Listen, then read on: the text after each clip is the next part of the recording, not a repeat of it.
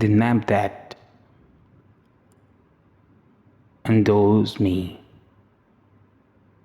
is fair and unkind, no less than a wonder by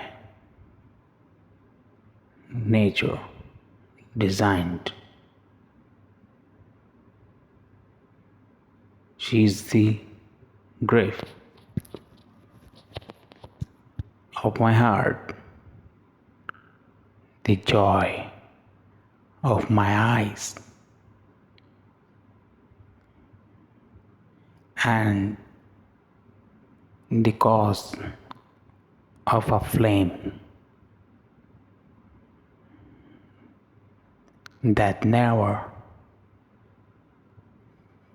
can die. Her mouth from whence which still obligingly flows has the beautiful blush and the smell of the rose. Love and destiny both attend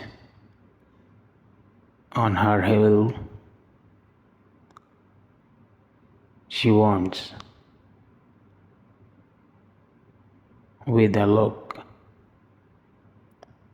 with a phone. She can kill the desperate. Lover can hope no redress. Where beauty and rigor are the both in nexus in Sylvia. They meet. So unhappy am I who sees her must love,